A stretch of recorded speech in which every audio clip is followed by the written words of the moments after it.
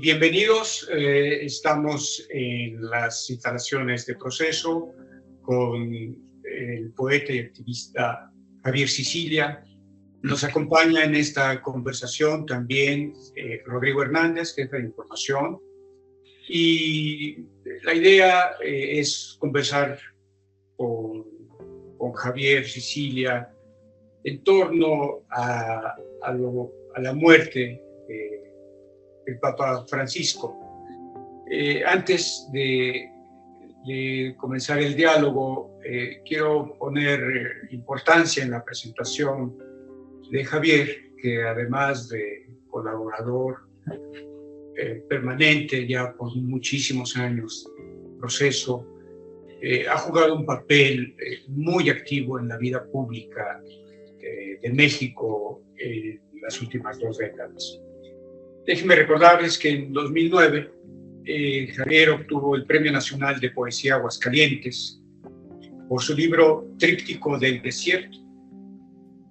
En 2011 fue nombrado Persona del Año en la revista Time, como parte de la selección de reconocimiento a The Protester, y que tiene que ver precisamente con el papel fundamental que jugó ese año y los siguientes Javier Sicilia en un tema tan central como es la reivindicación de las víctimas.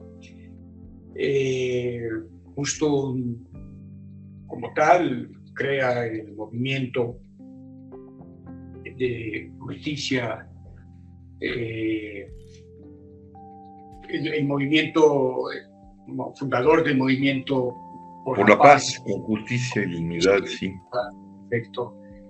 Que pues levantó conciencia en el país ese año 2011, que rebasó las fronteras, que llegaste, Javier, con el grito de la necesidad de voltear a ver a las víctimas. Y por eso la petición de este día, conversar contigo sobre la muerte del Papa como un hecho en sí mismo importante, pero que te ha llevado en distintas, o la figura de Francisco te llevó en distintas ocasiones a escribir en Procesos sobre la figura de Francisco. En 2016, cuando estuvo en gira en México, escribiste un texto que se llamó El fulgor de un relámpago, ¿no? Esta idea de la visita que iluminó, pero que fue tan rápido y que nos faltó tiempo para reflexionar en torno a la visita del Papa. Y hoy que estamos asistiendo a las ceremonias en torno a la muerte del Papa, pues es ocasión de conversar contigo, Javier, sobre lo que representa de inicio la muerte de Francisco. Bueno, hablamos de simbólicamente, bueno, fue un Papa, pues como su nombre, el nombre que eligió, ¿no? Bergoglio, el nombre que eligió, que fue Francisco. Francisco es el rostro, digamos, el rostro más acabado en la tradición cristiana y de la Iglesia Católica, de la presencia de Cristo, ¿no? Es decir, realmente el santo que más se ha parecido a Cristo en su pobreza, en su acogimiento, en su amor por la vida, por los otros, por la naturaleza misma, ¿no? Está su himno a las criaturas, y es Francisco. Entonces ya el mismo nombre que había eligió Bergoglio, indicaba hacia dónde iba su papado, ¿no? Y en realidad orientó ese papado hacia allá, ¿no? Hacia una reforma profunda, una búsqueda de reformar profundamente a la Iglesia y devolverla en lo posible a ese espíritu evangélico de Francisco que imita el evangelio mismo en Cristo, que tiene que ver con la pobreza, con el acogimiento, con el cuidado de las cosas, con los límites, con las proporciones, y hacia allá orientó el papado. Evidentemente, de manera muy dolorosa y difícil, porque es una iglesia demasiado contaminada de mundo, demasiado contaminada de corrupción, muy contraria en su boato, en sus inversiones económicas, al espíritu evangélico, al espíritu de Francisco, el santo, al espíritu del evangelio, y al espíritu que llevaba y quería imprimirle Bergoglio como Francisco I, el Papa, a la iglesia, ¿no? Ahora vamos a ver esos conflictos, ahora durante el cónclave vamos a ver estas luchas intestinas, de las cuales en la película Cónclave retrató muy bien, ¿no? Eso es lo que vamos a enfrentar, una iglesia contaminada de mal, tratando de colocarse dentro del mundo que ya la devoró, de uno o el otro lado, ¿no? O dentro de un liberalismo que a veces tiende al woke, y otro frente a estas ideologías que parecían extenuadas, que ahora llamamos populismos, ¿no? Que son formas de las dictaduras, que en realidad son formas del fascismo, ¿no? Y en esa lucha intestina, en la que Francisco se colocó para tratar de orientarla, no a uno u otro lado, sino al espíritu evangélico que estaba perdido desde hace muchos siglos en la iglesia, pues la iglesia está contaminada de mundo, está perdida, pues, en ese sentido. Hay algo que me dolió mucho y que explica, y que poca gente se dio cuenta, de lo poco caritativa que es esa iglesia, ¿no?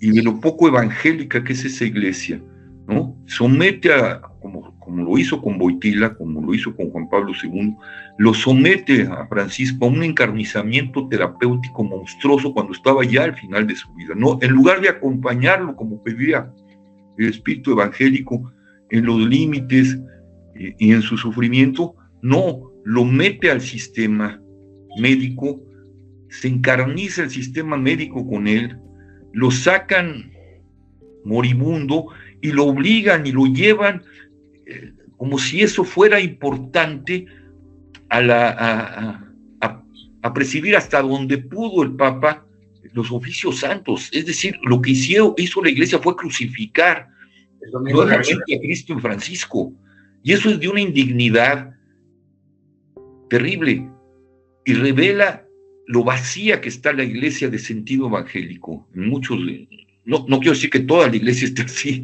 ¿no? Tiene muchos rostros, pero lo que es el aparato clerical es de un antievangélico y de una inhumanidad que se expresó claramente en el maltrato que hicieron sobre el cuerpo de Francisco, ¿no? Y sin embargo, esta figura, si bien es cierto, utilizada, bien señalas, instrumentalizada. Exactamente, esta es una muy buena palabra, Jorge, instrumentalizada. Sin embargo, a su fallecimiento muestra la fuerza que tiene la Iglesia Católica, que mantiene la fuerza católica en el mundo. Sí, hay una fuerza, es decir, no hay que olvidar que la Iglesia, como se define en una de sus múltiples definiciones, es el depósito de la fe, ¿no? Y en ese sentido es el depósito del Evangelio. Con toda la crítica que estoy haciendo al aparato clerical, a la Iglesia institución, esa iglesia ha resguardado eso. Si no, no tendríamos a San Francisco, no tendríamos a nuestros grandes santos, no tendríamos estas imágenes de Cristo que sobreviven en un mundo en el que Dios ha sido casi desalojado, ¿no? Esa iglesia permitió a Francisco, esa iglesia permitió a la Madre Teresa, esa iglesia permitió a don Samuel Ruiz, etcétera, etcétera, ¿no? Es decir, yo siempre la he definido, y no es una definición, yo lo digo muy burdamente, pero es una definición que también está en la iglesia, en cierta teología, y que habla de esta dualidad del aparato clerical, de la iglesia misma, ¿no? La llaman, no recuerdo quién precisamente, es uno de los padres de la iglesia, muy antiguo, la define como casta merectris, ¿no? Como virgen y prostituta, ¿no? Es decir, esta ambivalencia, este doble cuerpo de la iglesia es un cuerpo ambiguo, Y esa parte luminosa todavía, ¿no? Esa parte de ese cuerpo ambiguo que es luminosa todavía, y que preserva el depósito de la fe y que permite producir este tipo de seres o de comunidades que resisten el embate del mal, el embate de la monstruosidad de lo que nos está sucediendo, guerras intestinas, guerras entre naciones, lo que está sucediendo en este país, ¿no? Crímenes de lesa humanidad amparados por el gobierno, bueno, toda la historia que estamos conociendo, la emergencia de la inteligencia artificial, del transhumanismo, esa iglesia está representada por figuras como el Papa, particularmente la figura de Francisco, ¿no? Que ahora estamos rememorando, conmemorando y acompañándolo en su muerte y en su tránsito al misterio del otro mundo, ¿no? Sí, esa parte, sí, pero sí hay una parte cada vez más oscurecida de la iglesia, que es la que yo estoy manifestando, ¿no? Es decir, digo, es un cuerpo ambiguo, es un cuerpo con doble cara, un cuerpo muy extraño, ¿no? En las próximas semanas veremos cuál de esas caras es la que se va a Exactamente, ¿no? Veremos cómo se va a enfrentar esa iglesia desde el depósito de la fe, desde la custodia del evangelio, a los males del siglo, ¿no? Y lo que uno esperaría es que el próximo Papa no sea un hombre que busque componer, sea muy perentorio frente al misterio del mal, ¿no? Y sea muy perentorio frente a la reforma que necesita la iglesia para volverse realmente un rostro de Cristo, ¿no?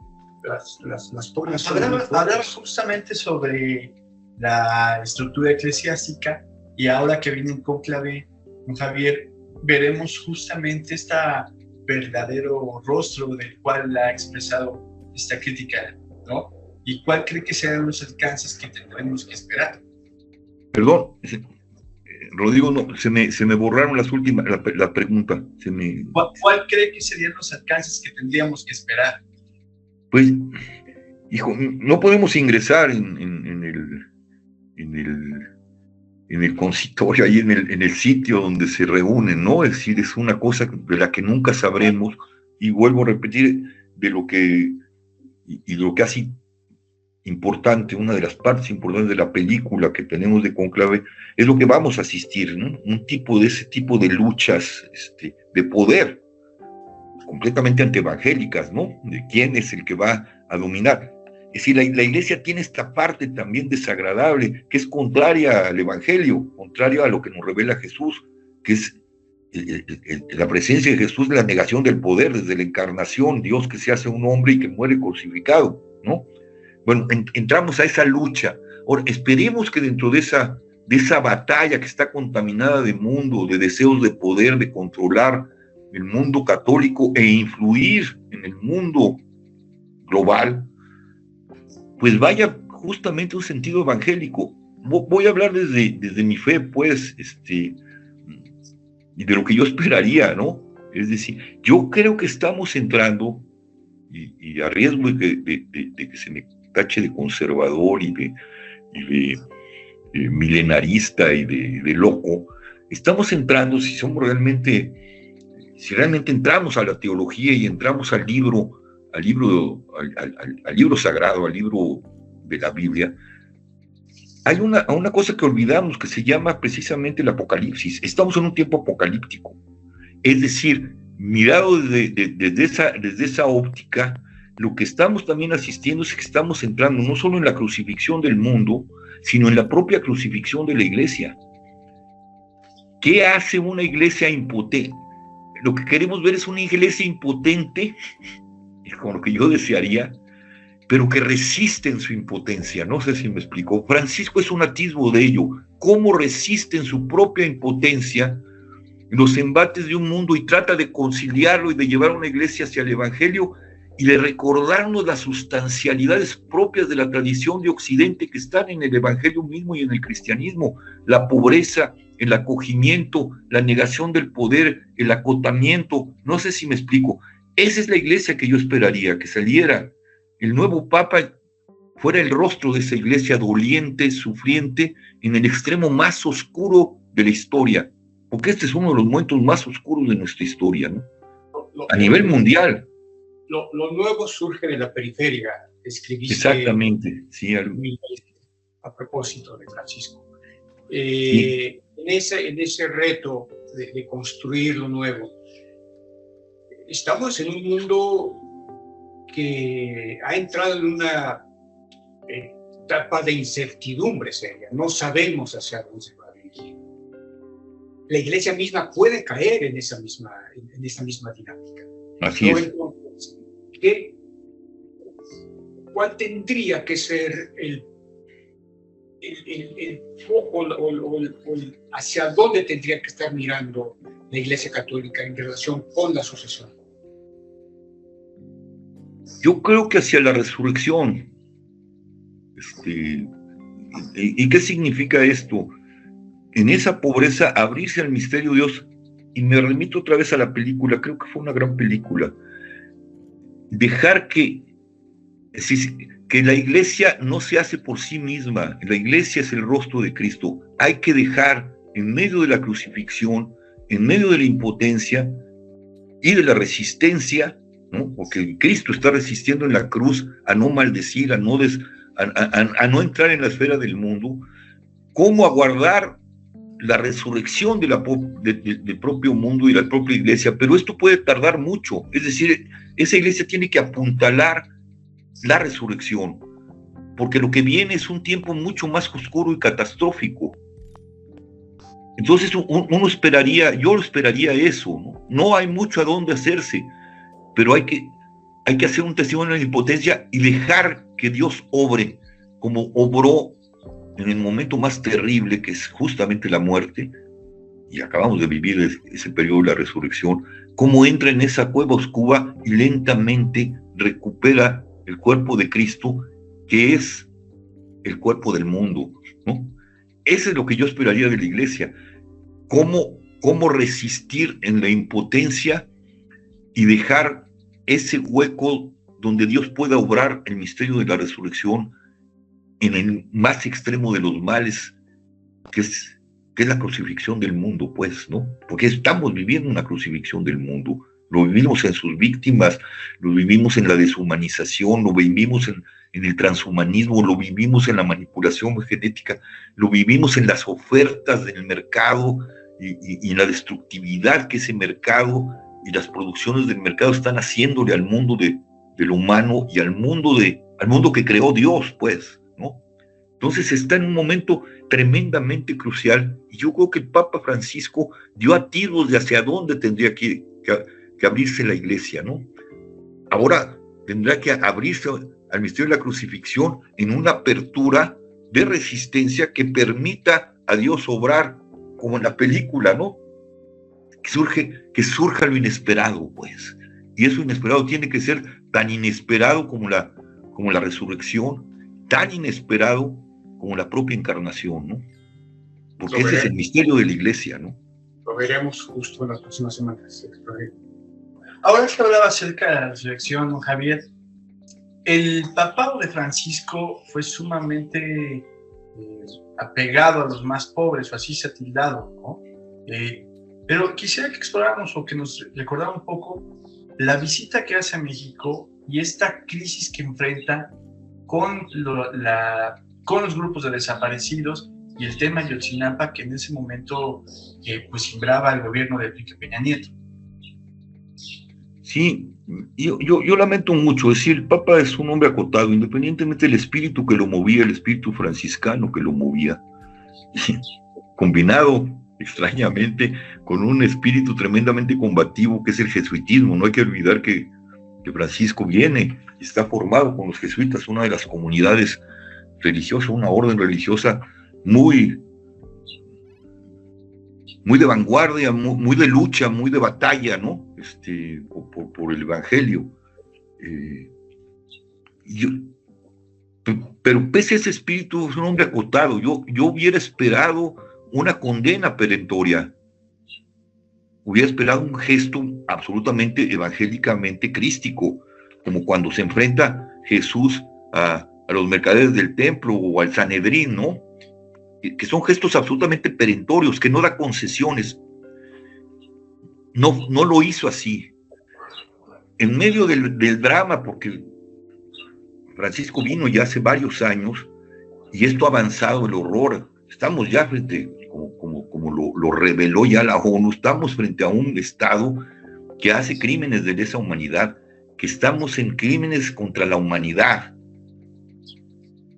Y yo lamento que no haya hecho un llamado y una condena perentoria en su momento, antes de irse a lo que estaba sucediendo acá. Yo lamento que siendo un jesuita, y además los jesuitas son los que han llevado la punta de lanza para tratar de detener esto, son los que dialogaron. Nosotros dialogamos, el Movimiento por la Paz dialogó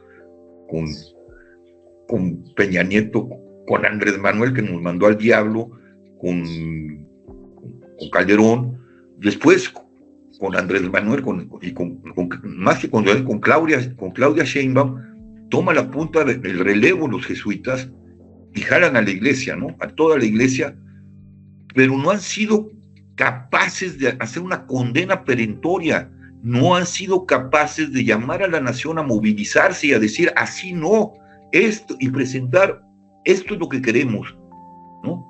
O detenemos esto y hablamos de unidad nacional, o perdemos no solo a nuestra gente, perdemos a la nación entera, perdemos el suelo democrático, que ya no hay suelo democrático, perdemos todo.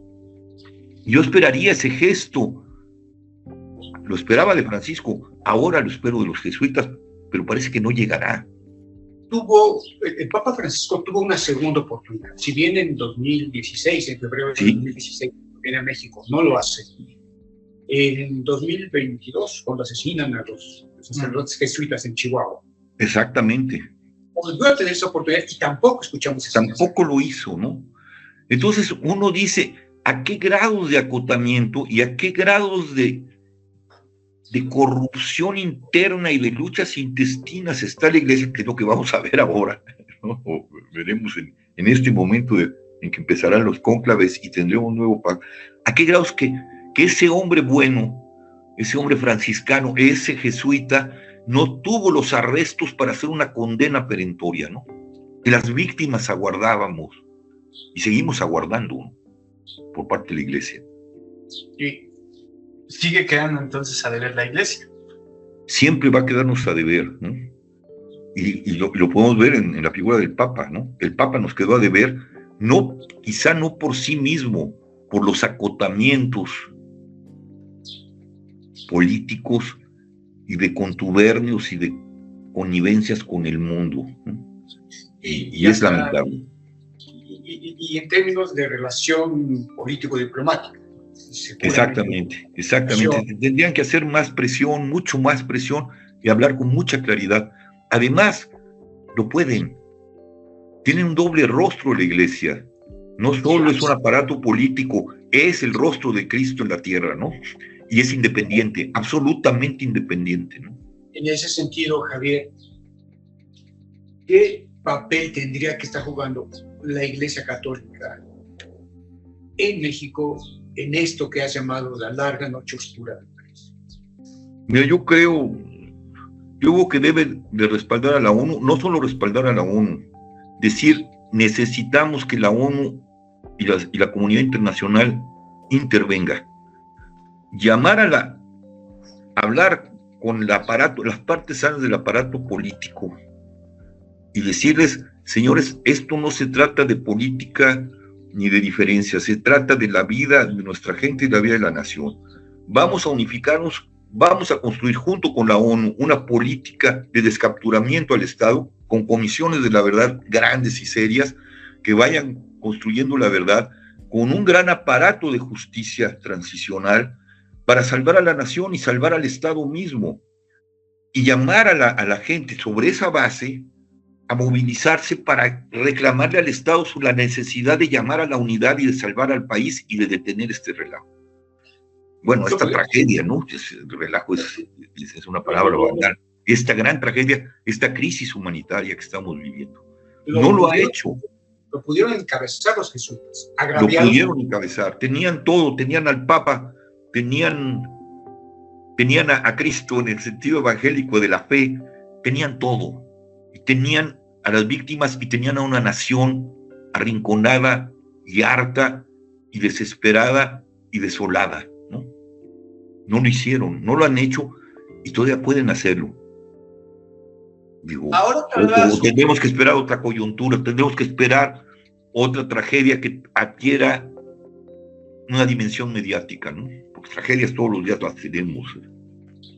Don Javier, ahora que hablaba acerca de la Iglesia Católica Mexicana, hay que recordar que, por ejemplo, en 2023, el proceso documenta cómo se elabora un informe que se entregó al Papa Francisco acerca de la radiografía criminal, ¿no? en los estados y los riesgos que advertía para los propios prelados en esas entidades, ¿no? Es decir, o sea, sí ha habido unos acercamientos e incluso recordemos que el año pasado todavía desde el semanario, desde la Fe,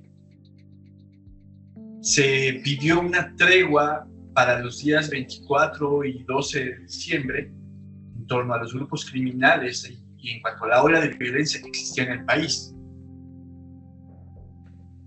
Ante ello, es decir, ha habido acercamientos de la Iglesia Católica, pero aún así han quedado a deber. Absolutamente. Es que no, hay que acompañar esto con cosas mucho más perentorias y movilizaciones. La Iglesia puede llamar a la nación entera, decirle, vamos a caminar juntos y vamos sobre esta agenda y vamos a exigirle al Estado esto y esto y esto y esto. Una agenda de mínimo suelo, no solo al Estado en el sentido amplio de la palabra, no solo al gobierno, a los partidos, no solo a los partidos, a los empresarios, a las universidades. Vamos a hacer algo que vaya más allá de lo que sucedió en 2011, cuando salió la nación, cuando se creó el Movimiento por la Paz del que hablaste, Jorge, y salimos con unos mínimos. De lo único que se logró fue la ley de víctimas, que los gobiernos fueron destruyendo, porque allá había el elemento de la justicia transicional. Fue creada la ley de atención a víctimas con el criterio de la justicia transicional. Nunca la entendieron o no les importó por las connivencias y los intereses criminales que hay en el aparato del Estado con las organizaciones criminales, ¿no? Entonces, la Iglesia debería volcarse hacia allá. O sea, los diálogos ya no son posibles. Los diálogos hay que a veces presionarlos, obligarlos, como el Movimiento por la Paz obligó a sentarse a Felipe Calderón y al Estado, no solo en el oscurito, públicamente. Denos la cara, respondan frente a lo que no están haciendo, respondan frente al horror. Eso es lo que tenemos que hacer. Seguir dialogando no lleva a nada si no va acompañado de actitudes radicales, ¿no? Y eso es lo que para mí nos debe la Iglesia. Si hay una entidad que tiene la dimensión de la tragedia de México, es justo la Iglesia Católica. En el terreno sabe qué es lo que pasa en todo el país. Luego, entonces, lo que tendría que emprender ahora la Iglesia sería incidir o insistir en que el gobierno mexicano acepte la participación de la ONU en el tema. Yo creo que sí. Y convencer, no solo al aparato político, convencer a la nación, ¿no? Decirles, señores, este camino es el único, ya no hay otro. México, el Estado está tan capturado por el crimen organizado que es capaz de juzgarse a sí mismo, de llevarse a una transición democrática. Necesitamos voltear, no necesitamos una transformación, necesitamos una refundación. Y la palabra justicia transicional lo dice, es pasar de un Estado capturado por la violencia y el crimen y las colusiones de corrupción y de pactos de impunidad a un Estado de Derecho que no hemos conocido nunca. Quien diga que había un Estado de Derecho miente. No, necesitamos construir el Estado de Derecho. Pero ya somos incapaces por la podredumbre del Estado y por el reblandecimiento del esqueleto moral de la nación de transitar por nosotros mismos. Necesitamos las partes sanas de la nación junto con la comunidad internacional. No vemos otra. Y la Iglesia lo sabe. Esto lo puede llevar a cabo la Iglesia Católica Mexicana. Vaticano está ahora en una redefinición. La jerarquía mexicana, católica mexicana, ¿puede hacerlo posible? Sí, lo puede hacer posible y presionar incluso al Vaticano mismo a respaldarla. Es obligación. Pero necesita actos evangélicos, actos radicales, no componendas políticas, ¿no?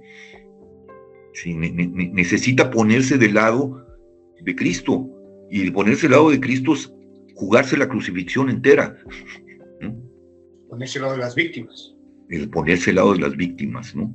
Y yo creo que esa cosa hay que insistírsela y hay que señalársela a la iglesia. Nos debe, como dice bien Rodrigo, nos las deben a las víctimas, se la deben a la iglesia, se la deben a Cristo, se la deben a la custodia de la fe. Tienen que ser expresión de esa fe, y esa expresión de esa fe es la expresión de Cristo enfrentando los poderes de su siglo y jugándose hasta la crucifixión, ¿no? Y en espera de esa resurrección. Ahora, en el anterior cónclave, el Papa Francisco no era uno de los favoritos, ni siquiera uno de los candidatos mencionados en su momento.